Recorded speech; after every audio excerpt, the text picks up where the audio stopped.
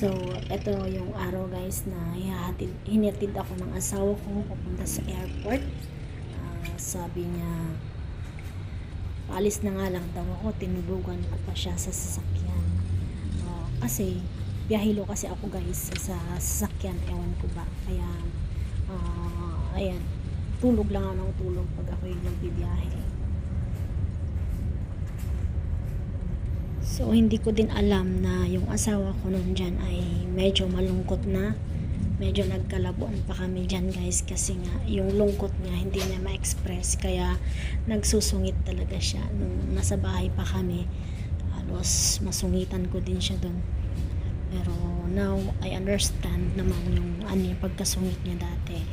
Ayan nga, papunta kaming airport yan guys. So, watch it.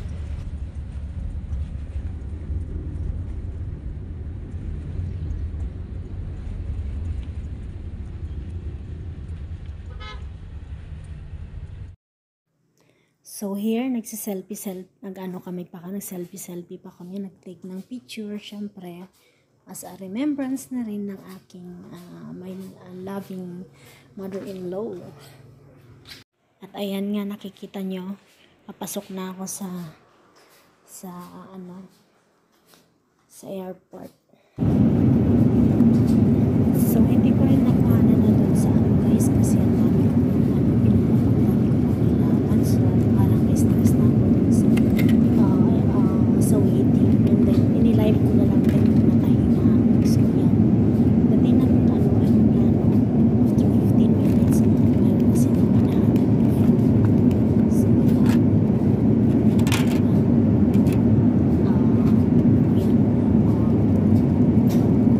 lunch, it's not served.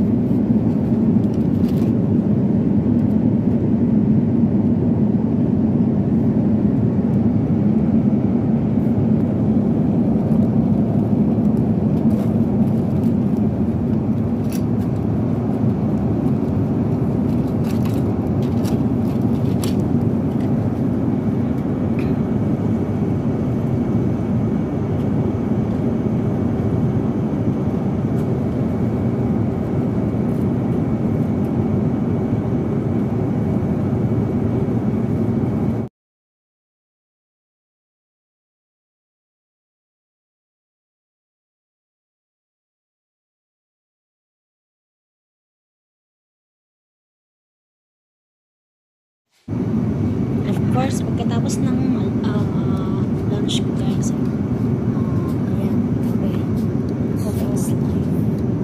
Masarap na guys.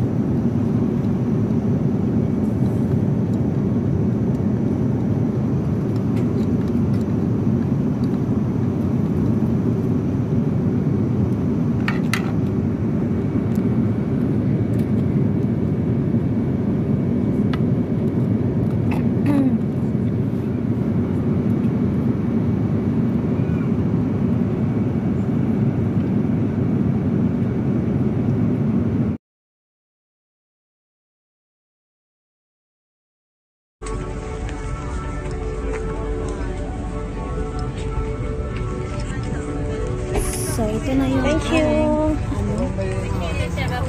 kadating na ako dito sa Taiwan guys. Yung oras, I should say. Oras na po yung dating ko dito sa Taiwan. So,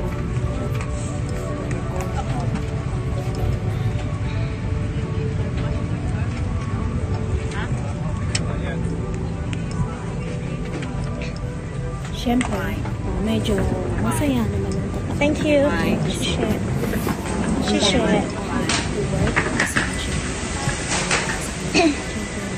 Syempre, mixed emotion na rin kasi malungkot ako kasi. So, ulit. here it is, back to work. That time, namimiss ko lang talaga siya.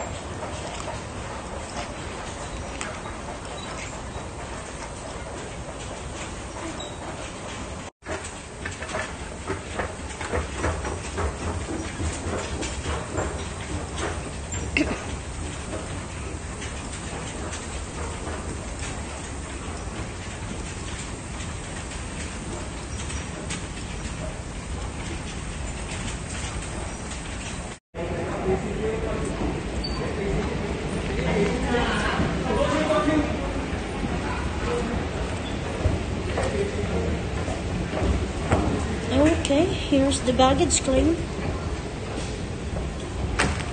Okay. Baggage claim. 5 here. Malayo pa lang guys, natatanaw ko na yung bag ko nang paikot-ikot. So, I'll take my bag. Dito siya kanina nakikita ko. Ayun siya. Ayun, nandun siya guys. So, hintayin ko lang siya dito. Here's our luggage now. Check natin yung pangalan natin. So, yan na nga. Waiting ako sa driver para ihatid ako dito sa bahay ng mga amo ko ulit.